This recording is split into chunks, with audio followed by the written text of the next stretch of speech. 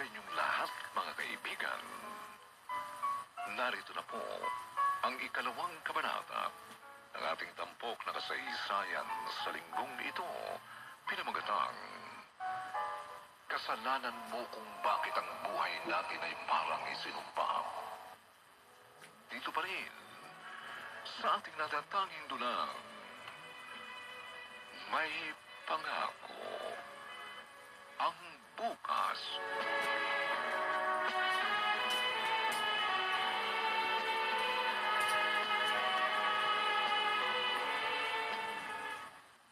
Di mo buksan?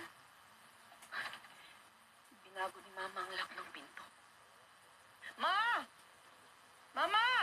O, Clara, ano kailangan mo? Buksan mo tong pinto! Sabihin mo muna kung ano kailangan mo. Si Olivia! Kakausapin ko ang anak ko. Wala siya rito. Nagsisinungaling ka, Ma. Galing ako sa school niya. Nakauwi na raw siya, sabi ng teacher. Papasukin niyo ako! Ma! Pag binuksan ko yan, magnanakaw ka na naman ng gamit dito. Wala ako ninanakos sa inyo. Huwag mo naman painitin ang ulo ko, Ma. Buksan niyo tong pinto! Bumalik ka na, Clara. Bumalik ka dito kapag matino ka na. Ma! Mama, parang awa mo na. Gusto ko lang makausap si Olivia. Kailangan ko makausap ang anak ko.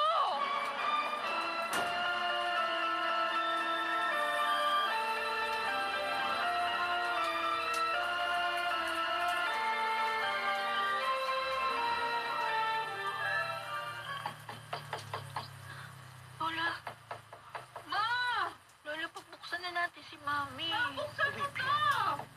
Baka kung anong gawin niya sa'yo. Siguro naman po magbabago na siya. Ma! Hindi ako aalis hanggat hindi ko nakakausap si Olivia. Sandali, Apo. Bakit ba? Ano ba kailangan mo kay Olivia?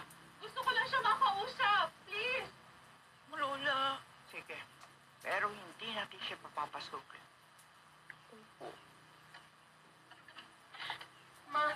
Ma, salamat. Mami, Olivia, anak, sumama ka sa akin. Ha? May pupuntahan lang tayo. sandali po. Hindi pwede. Ma, sandali lang kami. Sinabi ng hindi pwede, ano ba? Bakit bigla mo na lang isasama kung saan ang anak mo? Tsaka teka, bitiwan mo Halika na, muna si Olivia. Olivia. Ma, kailangan to. May mga pasaka sa mukha at braso? Oh, Ha? Ano nangyari sa'yo? wala. Huwag mo na akong tanungin pa. Hindi mo pwedeng isama si Olivia. At bakit hindi? Anak ko siya. Aray ko, Mami, Halika na. nasasaktan po ako. Sasama ka sa akin. Po. Halika na, sandali lang naman tayo. Bitiwan mo siya. Ma, huwag ka na makialam. Please, Bitiwan mo si Mami, Olivia. ano ba nangyayari sa inyo? kailangan maisama kita, Olivia. Ayoko. na. Ayoko po. Bitiwan mo na siya, Clara. Kung hindi, tatawag ako ng mga taga-barangay. Ipadadampot na kita talaga. Sobra na itong ginagawa mo. Puro na lamang problema at paggugulo. Rumaratsyada, humahataw. Maagang programa, nagigising sa inyong umaga. Ito ang mas pinalakas na morning prime time ng DZRH. Alas 4 ng umaga, mga panggising na balita sa Magandang Umaga, Pilipinas. Kasama ang Kuya ng Bayan, Kuya Angelo Palmones. Alas 6 ng umaga, hahagupit ang Hataw Tandem ni Nakatunying at ka-Jerry. Anthony Taberna, Jerry Baha sa 2x2. Pagsapit ng alas 8 ng umaga, pupulsuhan ang damdaming bayan ni Nalakay Mayor Deo Macalma. Kasama si Sister L. Tutok na sa morning prime time ng DZRH.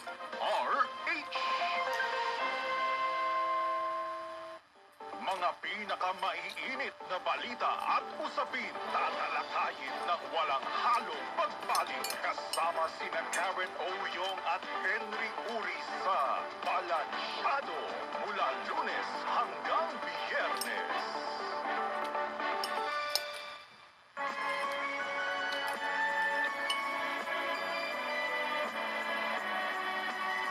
Ngayon, balikan natin ang tampok na kasaysayan sa ating dulang. May pangako ang bukas.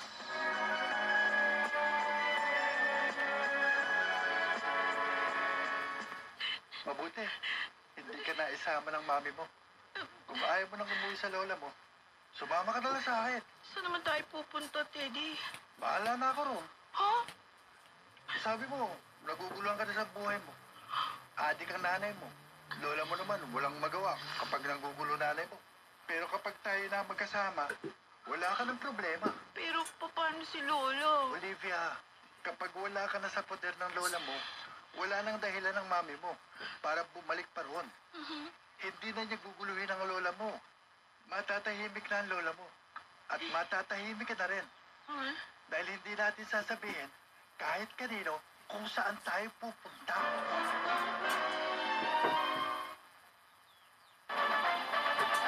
Flash Report! Flash Report! Sandali lamang ho sa mga nakikinig ng drama. Meron hong isang eroplano ang nag-emergency landing.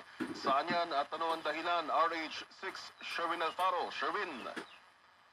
Well, ito'y noong July 14 kung saan ay na-divert sa Damam, na-divert sa Bangkok ang isang Manila Damam flight ng Philippine Airlines, may flight number PR682 habang ito'y nasa impapawid matapos na magkaroon ng aircraft situation. At nung mangyari ang diversion, dapat sana ang aeroplano ay patungo ng Damam, Saudi Arabia. Pero ilang oras pa lamang matapos ang mag-take off ang aeroplano sa NAIA, ay ito'y lumapag sa Bangkok International Airport at paayos naman na atikaso ng Philippine Airlines itong mga pasahero na pansamantalang i-plane at pinatuloy sa mga hotel kung saan sila pansamantalang in-accommodate. At ngayong tanghali ay magpo-posture na ulit itong lipat ng PR682 na manggagaling na sa Bangkok patungo ng Damam, Saudi Arabia matapos na maayos na yung aircraft issue nung mangyari yung emergency landing at diversion dyan sa Bangkok sa Thailand. Yan ang Dr. H News, RH6 Sherwin Batal para tuloy-tuloy sa pagbabalita, tuloy-tuloy sa serbisyo, una sa Pilipinas, una sa Pilipino. Maraming salamat, RH-6 Sherwin Alfaro. Flash Report! Flash Report! Patuloy ang inyong pakikinig dito sa DZRH.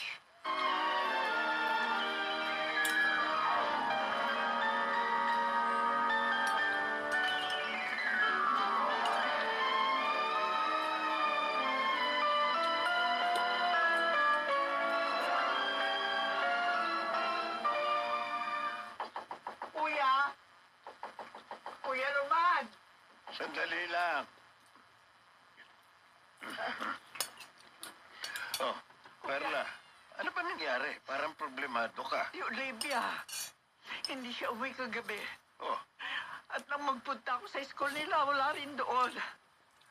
Pumasok naman daw kahapon, pero Oh. ngayon, hindi na nagpakita pa sa school. ikaw naman oh. Iiyak ka kaagad eh. Baka nakagalitan mo yung bata. Baka nagtatampo lang, nakitulog sa kaklase. O kaya Oh, Diyos ko, kuya. Baka pinilit siyang isama ni Clara. Baka sa pilitan siya kinuha at isinama kung saan. bakit mo naman nasabi yan? E paano kahapon? Kahapon na umaga. Pumunta si Clara sa amin. Pilit na yung sinasama si Olivia. Nang magbanta ako tatawag ng mga kagawad sa barangay. Kala niya umalis. Ngayon naiisip ko. Baka inabangan niya si Olivia pagkagaling nito sa eskwelahan.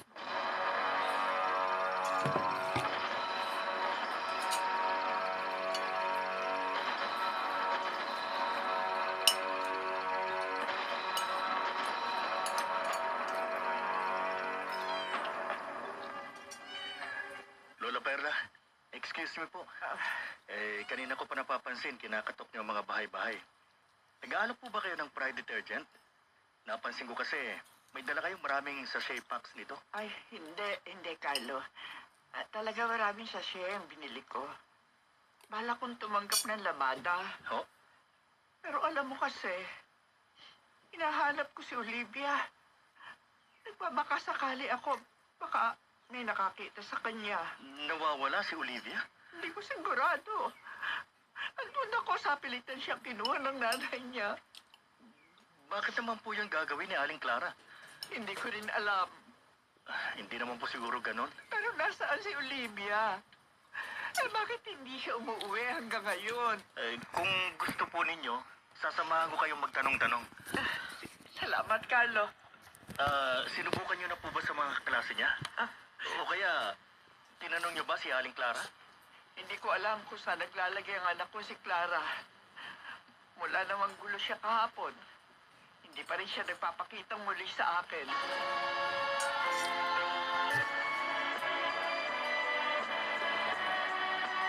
At ngayon, balikan natin ang tampok na kasaysayan sa ating dulang.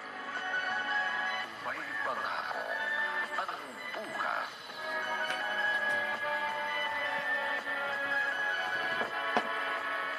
Olivia? Nag-iisip ka na naman. Naalala ko kasi si Lola. Sigurado hinahanap niya na ako. Okay lang yun.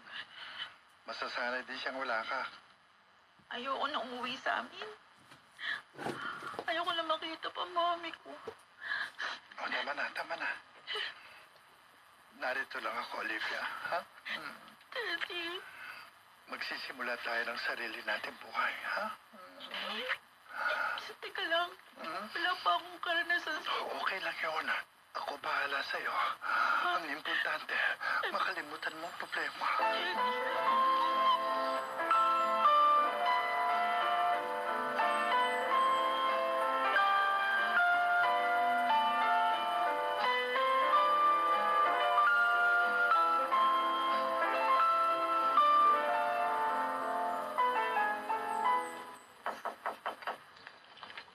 Sandali! Olivia? Apo? Ikaw na ba yan? Nasaan si Olivia? Ah, Olivia? Olivia! wala siya rito. Mag-iisang linggo nang nawawala ang anak mo. Ano? Ibalik mo siya sa akin. Niloloko niyo ba ako, Mama? Wala sa akin si Olivia. Kung gano'n, nasaan siya? Isang linggo ko na rin siyang hinahanap. Totoo bang sinasabi niyo? Isang linggo na siyang wala. At buong akala ko, sa pilitan mo siya rin sinama. Hindi. Si Nelson. Baka si Nelson. Clara! Bumalik ka rito! Sinong Nelson? Anong kinalaman ng Nelson na yun sa pagkawala ni Olivia?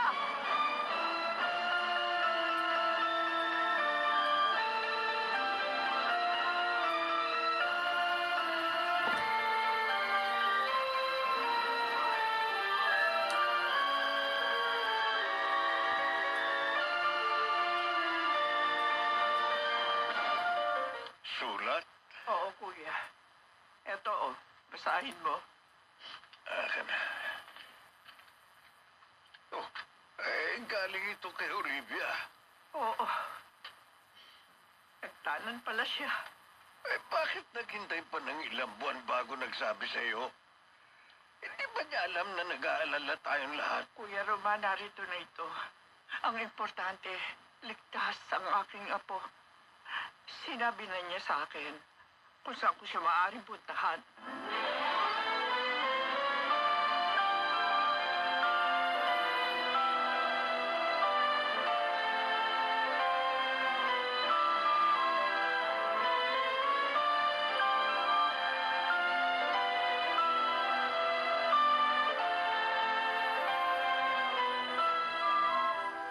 Lola! Lola! Apo, Salamat po dinalaw niyo ako. nangayayat ka. Kailan ka ba uuwi sa akin? Hindi ko po alam. Paano kayo nabubuhay ni Teddy? Nagtatrabaho ba siya? Umaasa po doon sa padala ng nanay niya na nasa Hong Kong. Oh, Diyos ko. At ano binabalak niyo? Olivia, sumama ka na sa akin pa uwi. Bumalik ka sa pag-aaral. Tapusin mo ang pag-aaral mo. Hindi na po pwede. Ha? sa akin nagagalit ka? Anong dahilan? Bakit hindi ka pwedeng sumama sa akin?